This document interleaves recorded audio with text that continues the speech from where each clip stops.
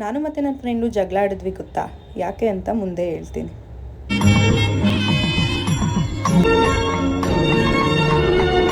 ಆ ವಿಡಿಯೋದಲ್ಲಿ ಹೇಳ್ದಾಗೆ ನಮ್ಗೆ ನಿದ್ದೆನೇ ಮಾಡಿಲ್ಲ. ಇದು ಮಿಡ್ನೈಟ್ನಿಂದ ಸ್ಟಾರ್ಟ್ ಮಾಡಿದ್ವಿ. ನಾವು ಬಂದು ರೂಮಲ್ಲಿ ಒಂದು 10 ನಿಮಿಷ ರೆಸ್ಟ್ ಮಾಡೋಣ ಅನಿಸ್ಟಲ್ಲಿ ನನ್ನ ಫ್ರೆಂಡ್ನ ಮತ್ತೆ ಅವ್ರ ಅಮ್ಮನ ಕಳಿಸಿ ಕರ್ಕೊಬೋಗು ಅಂತ ಕಳಿಸಿದ್ರು. ಅದಕ್ಕೆ ಆಂಟಿ ಬಂದು ಎಲ್ಲ ಅಲ್ಲಿ ವೀಡಿಯೋ ಮಾಡ್ಕೊಬಾರಮ್ಮ, ಅರ್ಶಿನ ಶಾಸ್ತ್ರ ಮಾಡ್ತಾ ಇದ್ದಾರೆ ಅಂತ ಕರ್ಕೊಂಡ್ರು. ನಾವು ಇನ್ನೂ ಲೇಟು ಅಂತ ಅಂದ್ಕೊಂಡ್ರೆ ಆಲ್ರೆಡಿ ಅವಳಿಗೆ ಸ್ನಾನ ಮಾಡಿಸಿ ಎಲ್ಲ ರೆಡಿ ಮಾಡಿಬಿಟ್ಟಿದ್ದಾರೆ.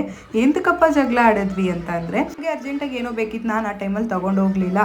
ಎಲ್ಲರೂ ಅವಳಿಗೆ ಬೈತಾ ಇದ್ರು, ಬೇಗ ರೆಡಿಯಾಗು ಅಂತೇಳಿ. ಆ ಒಂದು ಸಿಟ್ಟು ನನ್ನ ಮೇಲೆ ಹಾಕಿದ್ಲು. ಆ್ಯಂಡ್ ಆ ಟೈಮಲ್ಲಿ ನಾನು ಕೂಡ ಅತ್ತೆ, ಯಾರ ದೃಷ್ಟಿ ಕೆಟ್ಟು ದೃಷ್ಟಿ ಬಿದ್ದಿತ್ತೋ ಗೊತ್ತಿಲ್ಲ ನಮ್ಮ ಮೇಲೆ. ಯಾವತ್ತೂ ನಮಗಷ್ಟು ಹರ್ಟ್ ಆಗಿಲ್ದಿತ್ತು, ಇಬ್ರಿಗೂ ಕೂಡ ತುಂಬ ಹರ್ಟ್ ಆಯಿತು. ನಿಜವಾಗ್ಲೂ ಅದು ಕಣ್ಣು ದೃಷ್ಟಿ ಅನ್ನೋದಂತೂ 100% ಗೊತ್ತು. ಬಟ್ ಅದನ್ನ ನಾವು ಲಾಂಗ್ ಸ್ಟೇ ಆಗಿ ತೊಗೊಂಡೋಗ್ಲಿಲ್ಲ, ಅದನ್ನ ಅಲ್ಲಿಗೆ ಬಿಟ್ಟು ನಾನು ಆ ಟೈಮಿಗೆ ಮಾತಾಡಲಿಲ್ಲ. ಆಮೇಲೆ ಇನ್ನೇನು ಮಾಡಬೇಕು ಅಂತ ಹೇಳಿ ಅದನ್ನ ಮದುವೆ ಟೈಮಲ್ಲಿ ಆ ಥರ ಎಲ್ಲ ಬೇಜಾರು ಮಾಡಿಕೊಂಡ್ರೆ ಹೇಗೆ, ಅದಾಗುತ್ತೆ ಯೂಶ್ವಲಿ ಎಲ್ಲರ ಮದುವೆಲೂ ಅಂತೇಳಿ ಸುಮ್ಮನಾದೆ. ಫೈನಲಾಗೆ ಅವಳ ಹಳದಿ ಶಾಸ್ತ್ರ ಮಾಡೋಣ ಅಂತೇಳಿ ಹಳದಿ ಹಚ್ಚೋಕ್ಕೆ ಈ ನೈಟ್ ಹೊತ್ತು ಹಳದಿ ಶಾಸ್ತ್ರ ಮಾಡ್ತಾರೆ. ಮನೆ ಹತ್ರ ಏನು ಕಂಪಲ್ಸರಿ ಇಲ್ಲ, ಬಟ್ ನಮಗೆ ಕಂಪಲ್ಸರಿ ಮನೆ ಹತ್ರ ಮಾಡ್ತಾರೆ. ಇವ್ರಿಗೆ ಚೌಟ್ರಿಲಿ ಕಂಪಲ್ಸರಿ ಇರುತ್ತೆ. ಅದನ್ನೆಲ್ಲ ಮಾಡೋ ಮೂಮೆಂಟ್ಸ್ಗೆ ಅದೆಲ್ಲ ಜ್ಞಾಪನ ಬರ್ತಿದ್ರೆ. ಆ್ಯಂಡ್ ಇದೊಂದು ಹೊಸ ಸಂಪ್ರದಾಯ. ಸುಮ್ಮನೆ ಊಟ ಬಡಿಸ್ತಾರೆ ಅಷ್ಟೇ, ಅದೇನು ತಿನ್ನೋ ನೆಸೆಸಿಟಿ ಇರೋಲ್ಲ. ಸುಮ್ಮನೆ ರೇಗಿಸ್ತಾಯಿದ್ರು, ತಿನ್ಬೇಕಾ ಅಂತ ಕೇಳ್ತಿದ್ಲು. ಹ್ಞೂ ಅಂತ ಅವರು ಕೂಡ ರೇಗಿಸ್ತಾಯಿದ್ರು.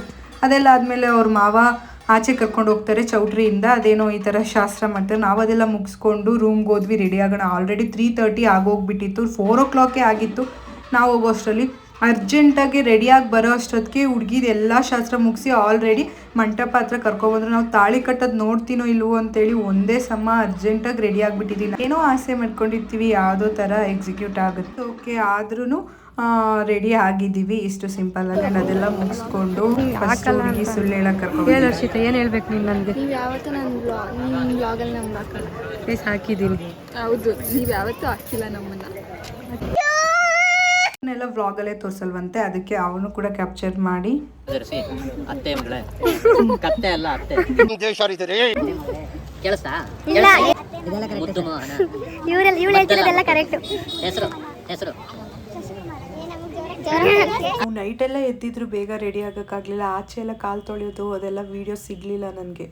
ಮನೇಲಿ ಕೂಡ ಹೊಸ್ಕೆ ಆಗ್ತಾರೆ, ಬಟ್ ಚೌಟ್ರಿಲೆ ಎಲ್ಲ ಹೊಸ್ಕೆ ಮುಗಿಸಿದ್ರು. ಫಸ್ಟು ಹಸ್ಬೆಂಡ್ ಮನೆಗೆ ಕರ್ಕೊಂಡು ಹೋಗ್ತಾರಂತೆ ಇವ್ರ ಕಡೆ. ನಮ್ಮ ಕಡೆ ಯಾರು ಮದುವೆ ಮಾಡಿರ್ತಾರೋ ಅವ್ರನ್ನ ಕರ್ಕೊಂಡು ಹೋಗ್ತಾರೆ. ಇವ್ರು ನನ್ನ ಬ್ಲಾಗ್ ನೋಡ್ತಾ ಇರ್ತಾರಂತೆ, ಹೇಳ್ತಾ ಇರ್ತಾರೆ Teju friend Teju vanity bag ಹಾಕೊಂಡು ಸಿಂಗಲ್ ತಿನ್ ಮಾಡ್ಕೊಂಡು ಸೇಮ್ ಆಂಟಿನೇ ಬರ್ತೀನಿ. ಅವ್ರನ್ನೆಲ್ಲ ನಾನು ರೇಗ್ಸಿ ಅಂದರೆ ನನ್ನೇ ರೇಗ್ಸಕ್ಕೆ ಸ್ಟಾರ್ಟ್ ಮಾಡಿಬಿಟ್ರು. ಆವತ್ತು ಶುಕ್ರವಾರ ಆಗಿರೋದ್ರಿಂದ ಹೆಣ್ಮಕ್ಳು ಅಳ್ಕೊಂಡು ಹೋಗ್ಬಾರ್ದು ಅಂತ ನಮ್ಮ ಅಕ್ಕ ಸುಳ್ಳು ಖುಷಿಯಾಗಿ ಹೋಗ್ತಾ ಇದ್ದಾಳೆ.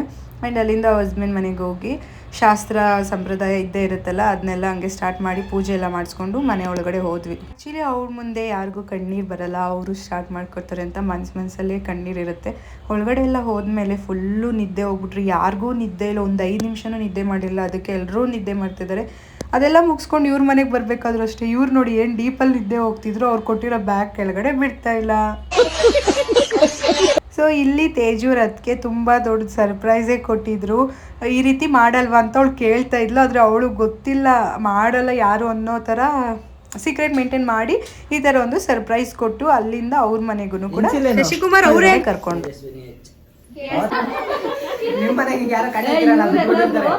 ಮದುವೆ ಮುಗಿಸ್ಕೊಂಡು ಎಲ್ಲರೂ ಬಂದಿದ್ದೀವಿ.